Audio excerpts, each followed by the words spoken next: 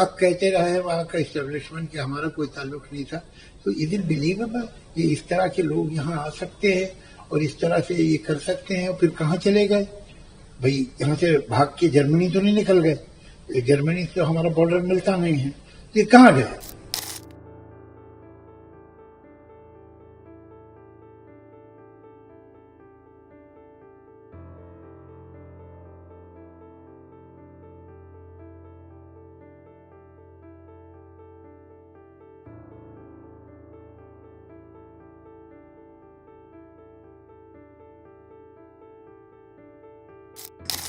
There was a major invention, which we tend to neglect most of the time. There's the gramophone. Gramophone, life offers you packages. Every package has something good and something not so good. So did the gramophone. Gramophone, on one hand, took the work of the artist to millions, a place where artists could not have reached. But again, let's see, his music reached where he could not reach. This is negative. So what happened for the first time of the recording, the artist, whether the musician or the poet or the singer, they lost that control over their work because they didn't have to be present there. It could happen without them. Once they think that is enough and they are out, it happened. And perhaps we should be thankful to people like Victor Hugo and others who realize that our writing, our music, I forget the name of a musician in France who went to a restaurant and he ordered for lunch and somebody was playing his music. So he finished his lunch and got up and he said, I will not pay the bill because you are playing my music and your customers are enjoying it. And there was a big hullabaloo about it, and it came into papers, and the idea of copyright started, and then Victor Hugo took it to some other level and so on. So industrialization organizes things, but sometimes what happens, that the tail starts wagging the dog. It happened in music world too.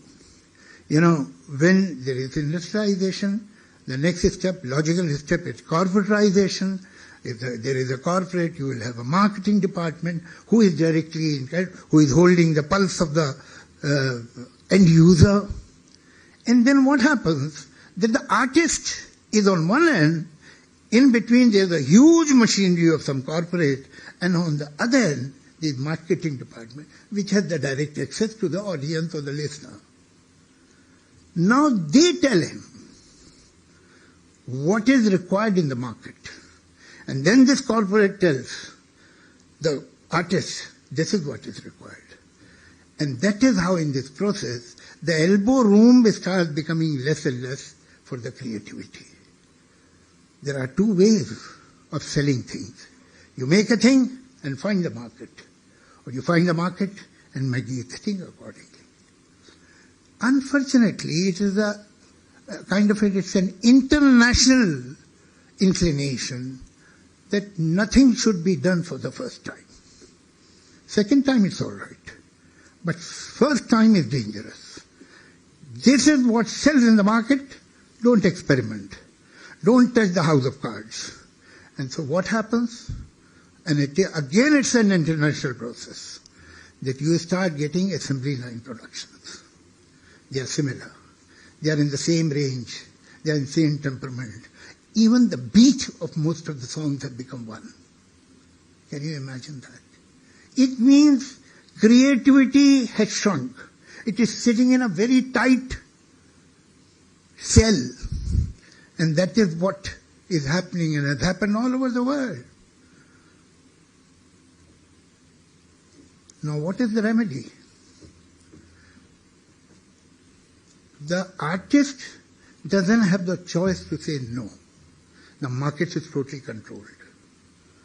The artist doesn't have any elbow room because this is what the market wants, at least told by the marketing world. They are not looking for the market for you have made. They have asked you to do what the market is saying. it is not surprising. Let's go back a little.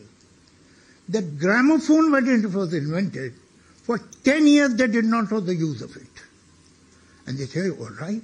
I mean, when a boss gives a dictation, the stenographer can record it and later she can write it down, or it can be used for this. It took them 10 years to realize that it can be used for music, because nothing should be done for the first time. The same way it is happening all over the world to music. And how do we break this? I'm not saying that we don't need marketing. Marketing is very important. Of course, without marketing we can't survive in this competitive world. But there has to be a balance between creativity and the market. You have to make new markets. That is called marketing. If you are adhering to the market's order, then what kind of a marketing person you are? There is no creativity in you. There is no experiment, no courage. But how do you make this artist, the creative person, to be able to say, no, I will not do this. No, I have this right. That is where the IP laws come. And the fact is that it is not the victory, it will not be the victory of the artist versus the rest of them. No. If the work is innovative, if it has come from the heart, if it has variety, if it is heartfelt, then it will do better business, I promise you.